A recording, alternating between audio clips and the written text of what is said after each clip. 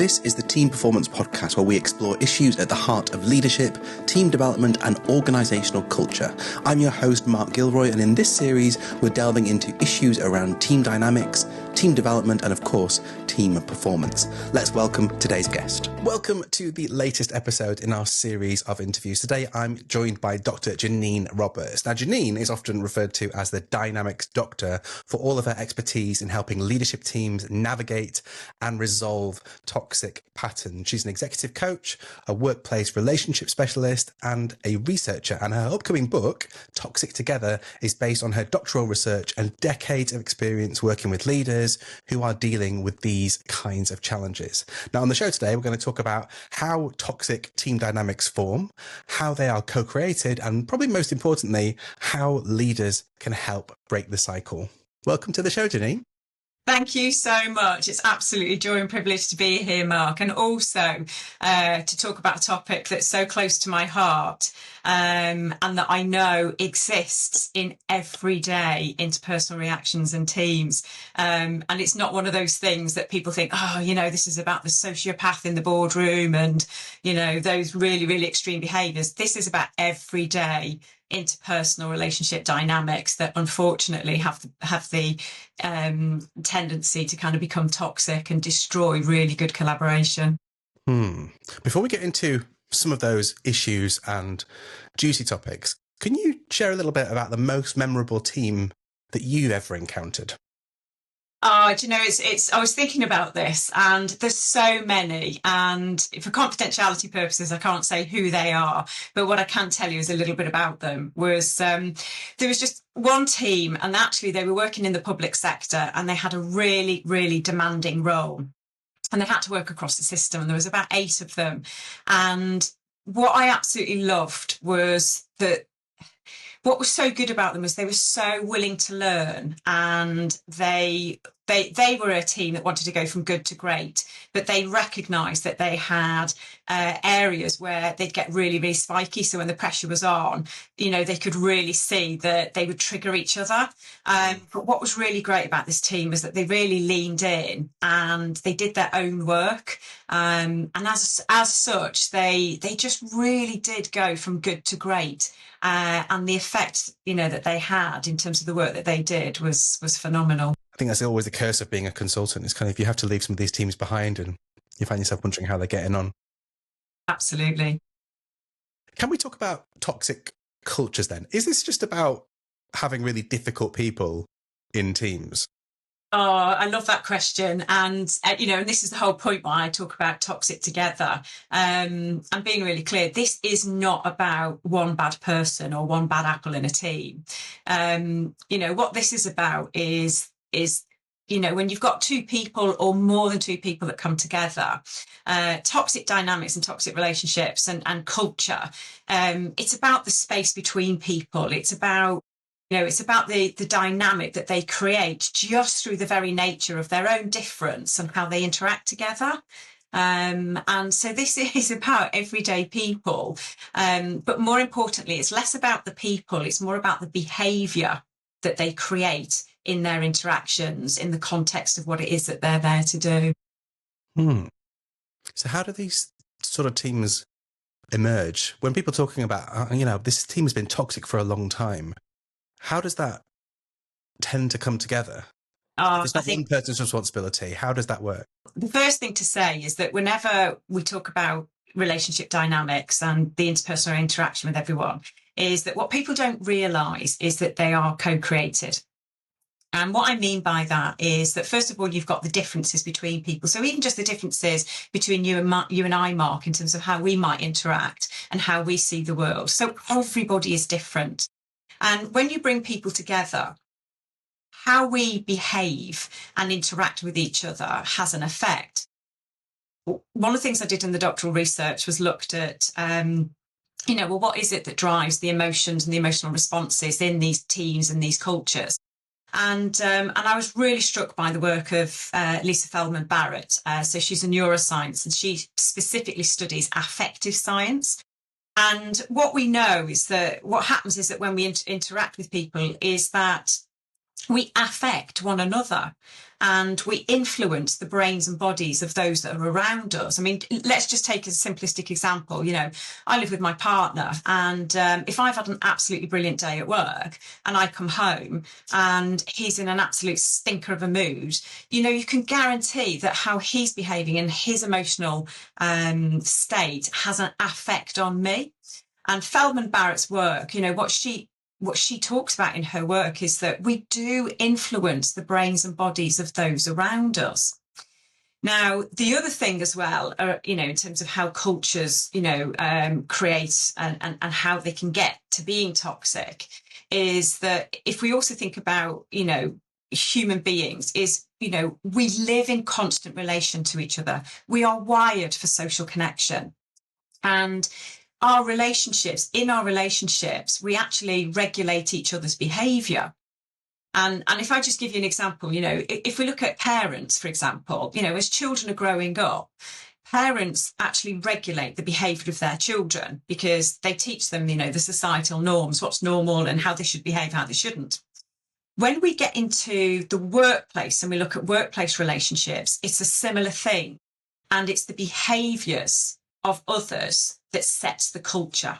You know, so for example, in our workplace relationships, we're looking for the social norms and the social cues of how to behave and what are the behaviors that we can kind of almost push and get away with versus what's expected of us.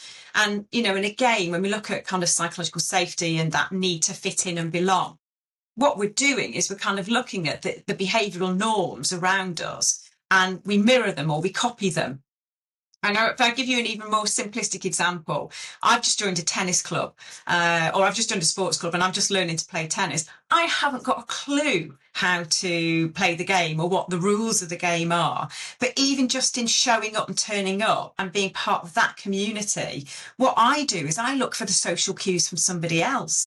So even like what I've learned is without anybody telling me is that when my partner in doubles is serving, everybody else moves to the net, you know, so my role is to move to the net. Now, nobody's told me that, but what I'm observing is behaviour all the time. And what I'm trying to do is obviously fit in with that behaviour in order to play the game.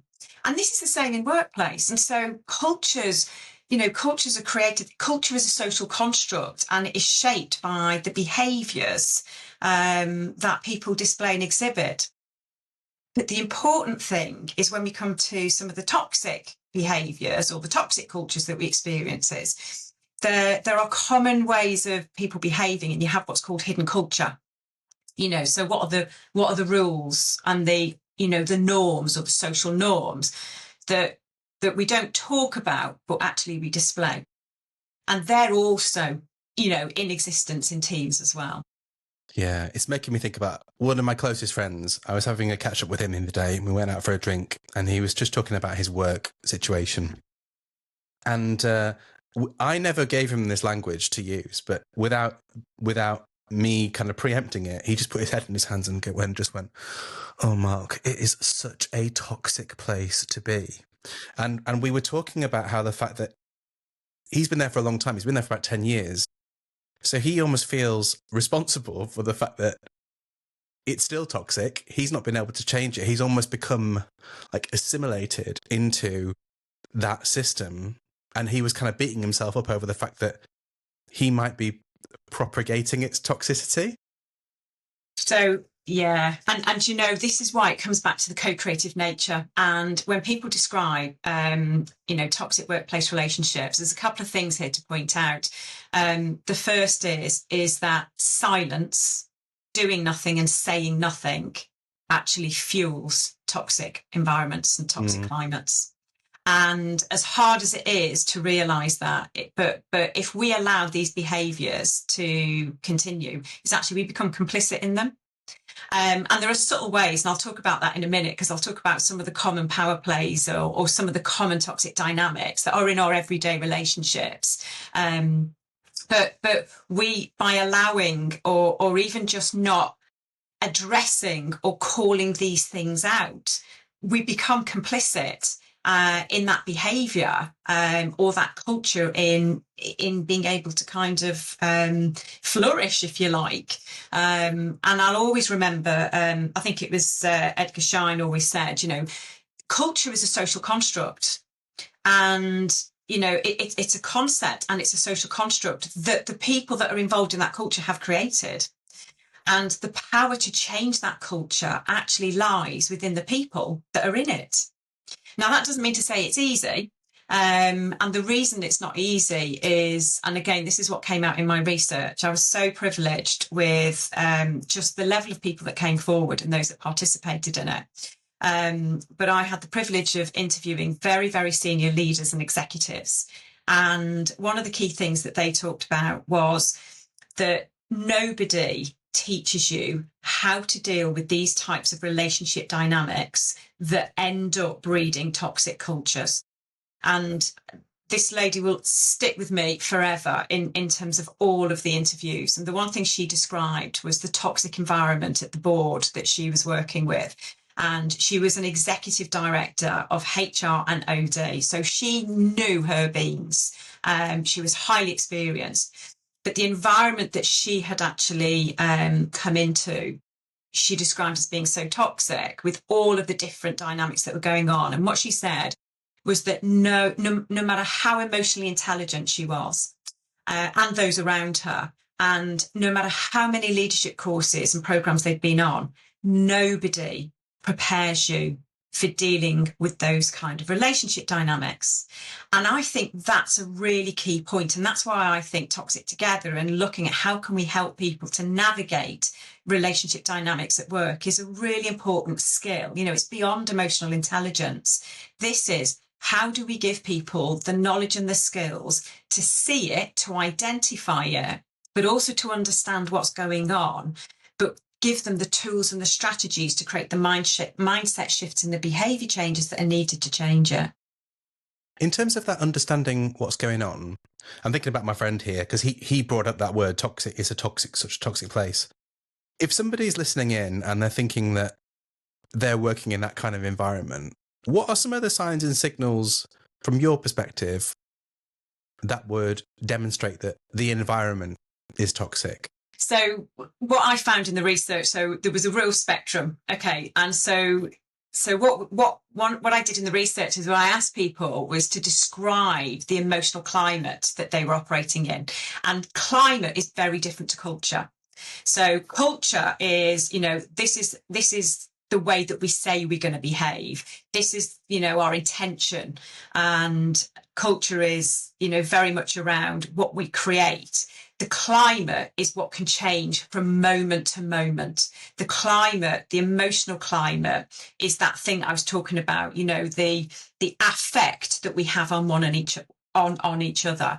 And so what I found was actually that toxic and volatile climates are kind of at one end of the spectrum.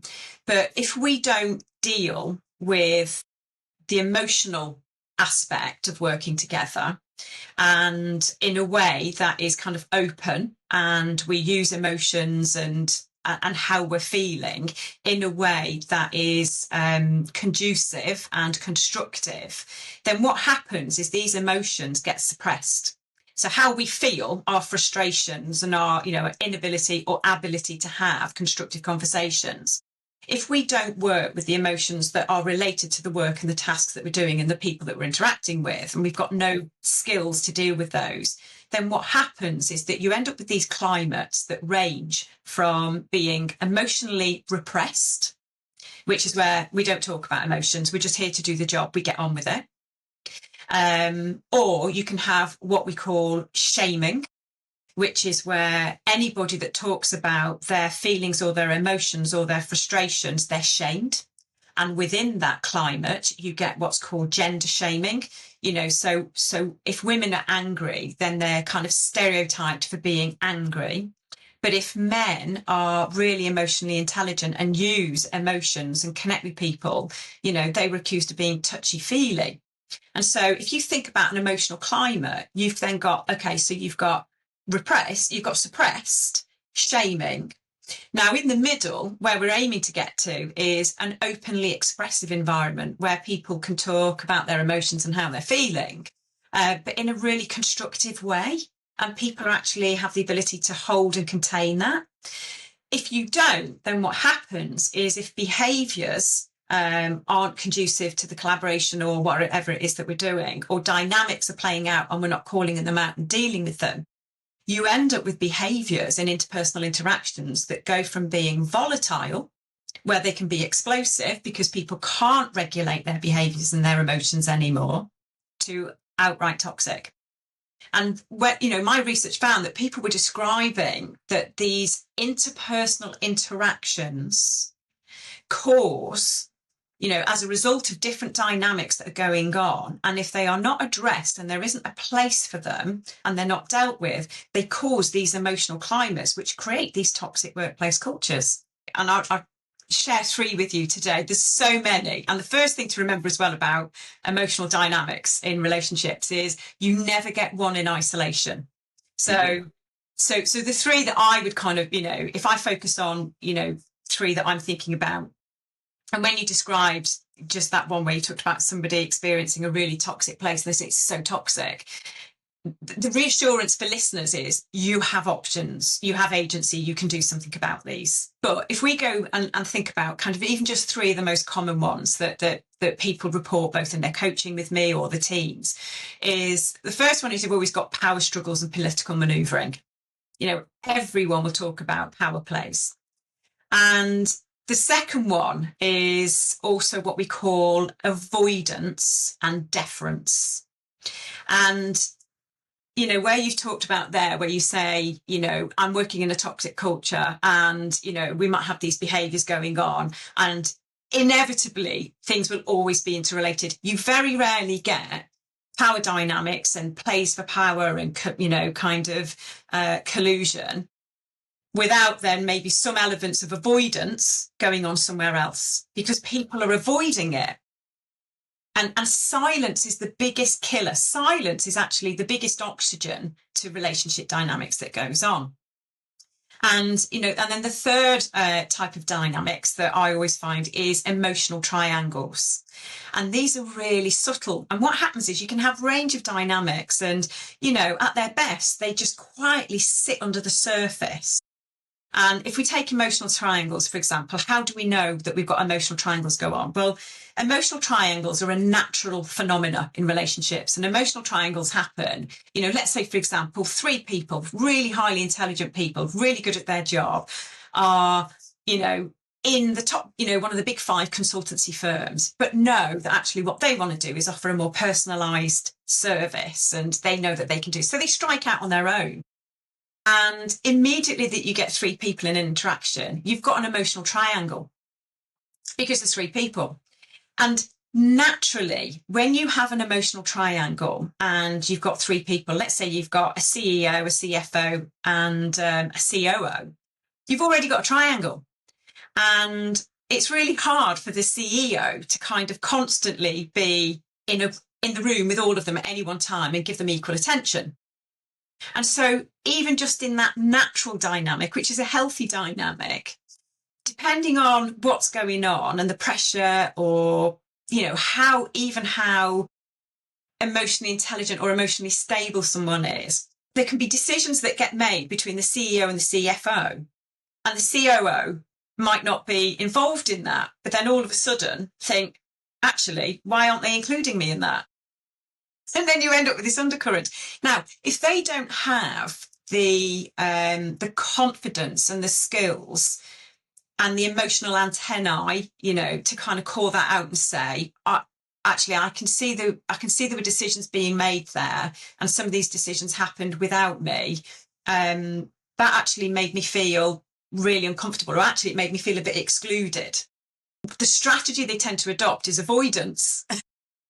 And so they don't go in, they don't lean into the conversation and say, look, I know some of these natural conversations have to occur, but actually, do they have to occur without me? Or can you make sure that if you're going to make a decision about something that sits within my portfolio, can we have a principle that we don't make any decisions about us without us? But if we don't have the ability to kind of navigate that kind of conversation and lean in with that, then what happens is you then end up with this emotional triangle. You then end up with collusions. And the way that people then deal with that is, and it erodes trust. The way that people then deal with that is then they then form alliances or sub-alliances. And you might end up with two that kind of go, oh, look, you've got to be really careful here because he gets really upset when we're talking about him or we're making a decision about his portfolio. Actually, let's just be open and honest about it, because it's really important. But again, we just don't know what's going on in people's ecosystems at the time. Yeah, I'm thinking about how many CEOs I've met who would have had the emotional intelligence to have that kind of adult conversation with their COOs and CFOs. It would have almost, in almost all circumstances, there's like an ego layer on top as well that gets applied, and that can often present itself in lots of different and messy ways. Yeah, of course. And I think this is the thing, is that when you've got emotional dynamics at play, and I'll talk about, kind of power struggles and avoidance in a second. But whenever you've got relationship dynamics going on that become unhealthy, they always become unhealthy before they become toxic. And the reason they end up becoming toxic is because nobody knows how to break the cycle, or they don't have the confidence to break the cycle, or they don't know how to do it because it's emotional. And they don't like talking about how they're feeling, so they try and come at it with strategy or being really objective about it. But actually, it's emotional stuff. And the point with that is that what you've got to try and help these people to do is to get into a space where they can have this adult to adult conversation, and you get back into the space. And some of those conversations might not be comfortable, but it is about creating a space where people can be open and honest and transparent. And I'll talk you through the SOS framework in a second. But what you've also got to think about is sometimes the reason that we don't step into these situations and have the conversations we need to have, or sometimes the reason that we are reacting to some of these dynamics, of which some of them can be completely natural, is it really depends on what's going on in your own emotional ecosystem at the time. And, so let's say, for example, to have a courageous conversation or to have what you might perceive as to be a difficult conversation, actually, you have to ask yourself, have we got the emotional capacity to do that? Because if your resilience is really low and you've got a lot going on, and you've got a lot going on in your own team, and actually your own confidence is eroded, and then these things are going on in a different space, your emotional capacity and your emotional resilience really influences how you look at something, your objectivity, your ability to be objectivity, but also how you regulate your emotions in the midst of that. So emotion threads right the way through this, right the way through. I can really resonate with that. I remember when I was leading a team, and when my son was born and I was maybe getting 1 or 2 hours sleep a night, my ability to even care about a lot of these conversations was just at rock bottom. And the number of times I just had to walk out of a room because I just knew if I continue in this conversation, I'm going to say something that I massively regret. It was the only way I could do it. But actually, it was helpful to check that side first. Where is this coming from? I'm feeling really angry today. I'm really, really grumpy and angry. What's that about? Where's that coming from? And I think it's probably best if I remove myself from the situation, because it's not going to help anybody. Yeah. And that's a great example. And, that really takes me to one of the case studies that came through in the research. And this absolutely fantastic CEO who had set up his own business. And there are two key things here to remember is one, when you are in the midst of the storm of an emotional dynamic, you don't have the emotional capacity to see for yourself what's going on. And so being able to talk about it to somebody that's outside of the dynamic is really helpful. So that's where coaching really comes in for a lot of these leaders. Being able to talk to a third party that can be completely objective, both for what's going on, but also how that individual might be contributing to it. And what you've just described reminds me of this incredible CEO who talked about when they'd set up their business. And he was experiencing a really difficult power dynamic. And power plays are so common in teams. And what he described was that, again, as I said earlier, the three of them had set up their business. But what he found was that they had a new baby, they'd set up a new business, they had a great client base, but they had a lot of stresses that were going through. It was their first time running the business. He also had, as you say, the new baby, sleepless nights. So already the emotional capacity and his emotional resilience was already diminished. What he was then faced with was a lot of kind of collusion where the other two founding partners actually whilst they were concerned about his emotional capacity, because they wanted to obviously make the business succeed, they were really concerned about how he was reacting to things and his stress levels. And he couldn't see that. All he could see was this, what he perceived to be was a power play. They're vying for my position and they're trying to oust me. But it was like the perfect storm, within his emotional ecosystem, brand new business, worried about the future, the financial income. They had a great client base, but they weren't great at paying. So the financial income, wasn't stable, even though they had a great client base. So cash flow was an issue. They had teams that they needed to feed. He also had a family that he needed to provide for. So all of this is going on. And then as the three of them are working together, they've already got a natural emotional triangle going on. And that was then perceived as collusion and sabotage. Now, in his instance, yes, there was undermining going on. And absolutely, there were power plays going on. But he couldn't see that because he was emotionally hijacked and so exhausted that anything that he was doing and reacting was just fueling the situation. And the three of them just couldn't get out of it. And what happens is you just get into this toxic together spiral. But what neither could see or realise was it wasn't any one of the individuals that were bad individuals. Coming back to your point earlier, this wasn't bad people. This was just three people who had the best intent. But because of what was going on in the emotional ecosystem of the business and in their personal lives, because of the differences that they brought in terms of how they regulated their emotions, what was happening is what they were co-creating together was just becoming a toxic dynamic of power struggles and emotional triangles. And then you add on to that the third kind of, I suppose, killer toxic dynamic in the workplace, avoidance. If you add avoidance into that, and we're not actually leaning in to have that, okay, let's have a look at what's going on here and calling out. What happens is you tend to call out the people. It's them. They're the ones that are bad. They don't understand me.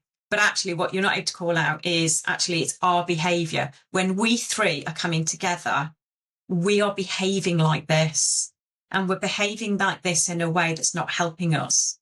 And the impact that we're having then as a leadership team on the rest of our organisation, you've got toxicity at the top. Yeah. I really like what you said there. And it reminds me of a previous guest we had on Dulcie, who was talking about how these aren't bad people. No one gets up in the morning and says, I'm going to set up a toxic organisation today. It just, it happens because of all kinds of perfectly normal and natural reasons. And sometimes by the time it's transitioned from unhealthy to toxic, it can be really difficult to sort of think about winding things back. When you are talking about a team or a dynamic that's been through that journey from this is a bit rocky to unhealthy to toxic, how do you bring them back from that? Can you rescue a team that's toxic?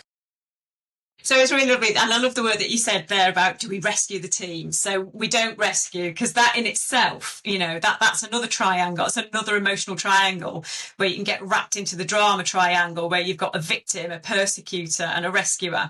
So the first thing is we don't rescue. However, the framework that we use is the SOS framework, which is a framework that enables people to break the cycle. So what we do is we help people to break the cycle.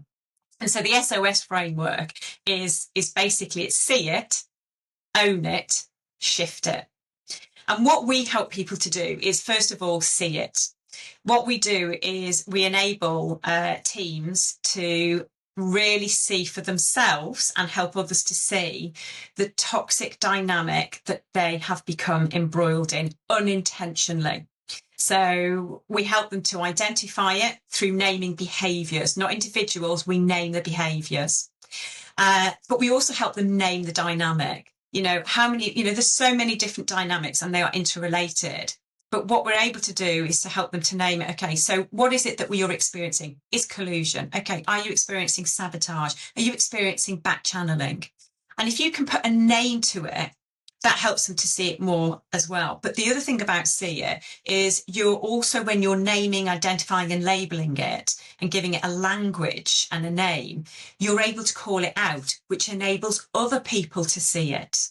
So you can't change anything unless you actually see it and understand it. So that's the first thing. And the second thing we then help teams do is we move into the second phase of the SOS model, see it, own it, shift it, which is we help them to see their responsibility and how they've co-created it. And this is where it's really interesting. So this is where, when you ask me about my favourite teams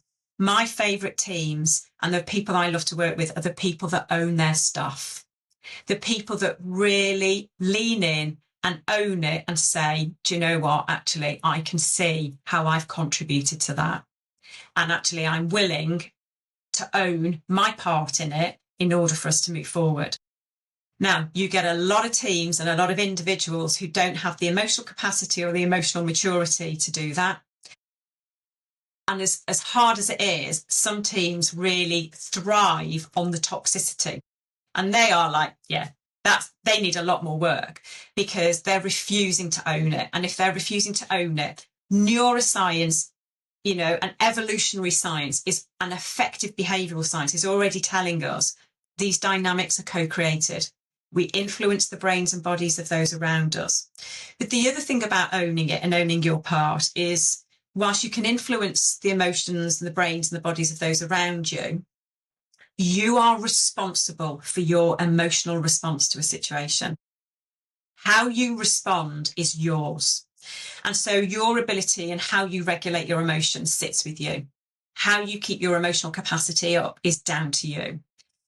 Now, the other thing around owning it is that if we can help people to see, what your own emotional triggers are and how somebody's behaviour might be a trigger for you, what you're then able to do is to help them move into what we call the shift it phase. And shift it is about mindset and behaviour and really letting people know that in any situation, they have agency.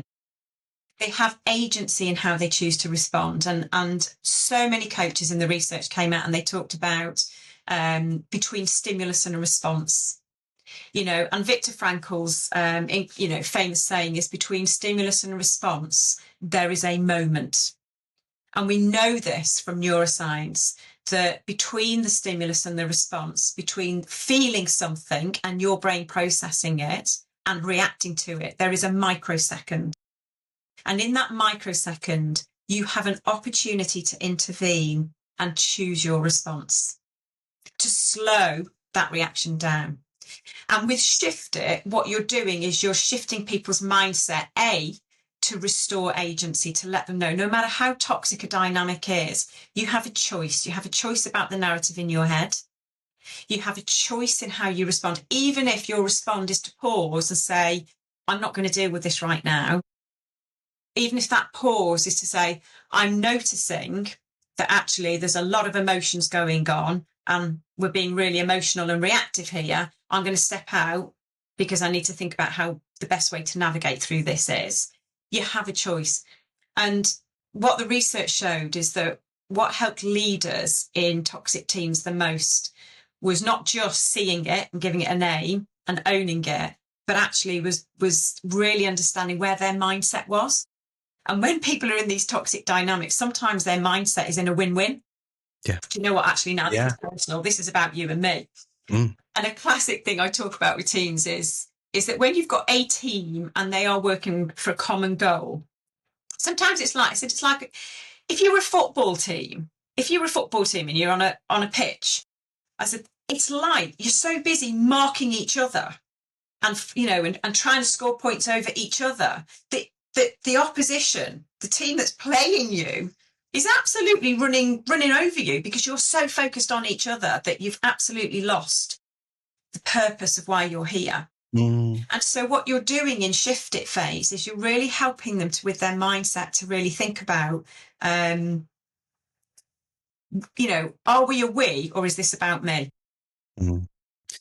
Yeah, I love that. So there's two things that's making me think about straight away. The first one was a personal example, and it was a coaching question someone gave to me, and the question made me grumpy the first time they asked me.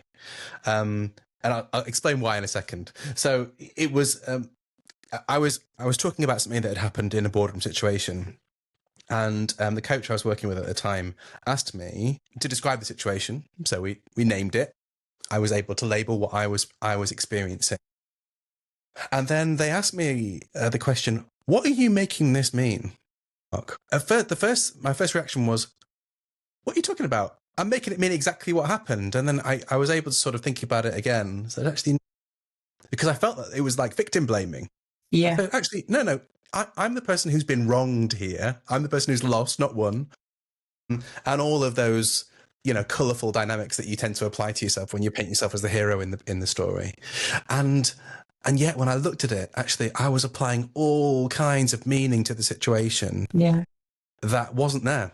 It was just entirely made up, based on my previous experiences, based on my history and different relationships. And it was a really interesting analysis of being able to do exactly what you were talking about there, about making sure that I was owning how I responded to that situation when it eventually came up again.